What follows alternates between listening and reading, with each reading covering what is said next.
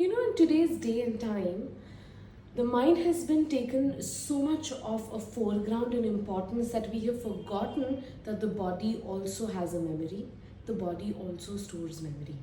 And somatic experiencing is one such work or modality or therapy, whatever we call it, that focuses on integrating the body and the mind both together.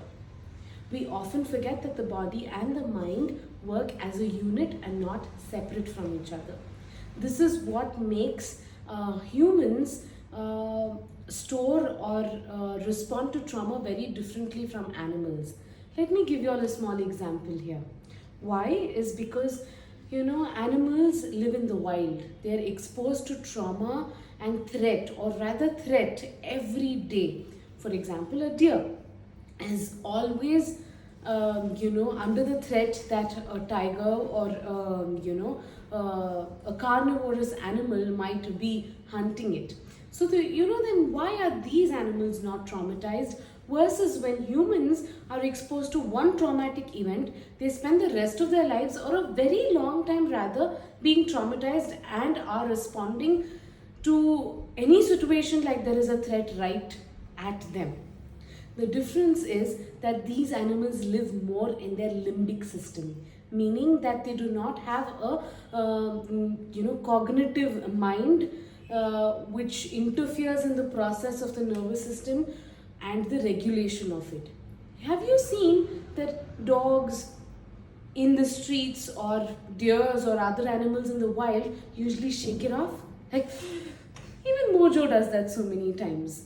Why? This is how their nervous system is letting go of this threat. But humans have a cognitive mind which stops them from doing. Am I allowed to sneeze? Am I allowed to cough? Am I allowed to burp? Oh my God, no. I'm in a boardroom. I'm in the meeting. I'm on the dining table. I'm talking to somebody. Blah, blah, blah, blah, blah. That does not allow them to complete their responses many, many times. And this is one of the biggest reasons why trauma becomes stored in the body. And why somatic, or how somatic experiencing is different from psychotherapy, in a very small snippet I shall tell you here. Psychotherapy is mostly focused on the cognitive ability of how one is responding or feeling emotionally. And somatic experiencing integrates the emotions with the body sensations, that is, giving the brain this information about how one must feel, or how one is feeling rather. If you didn't understand it, I'll give you an example here. Now, let me ask you, when was the last time you felt angry or scared? Either of it, choose an emotion. What informed you that you're feeling this way? Take one moment back, or slow that entire process down, and feel it in your body as I'm saying this. The last time you were angry or scared, your heart was racing, your hands were trembling, or you were tightening your jaw and fist and shoulders, right? Are you connecting to what I'm saying?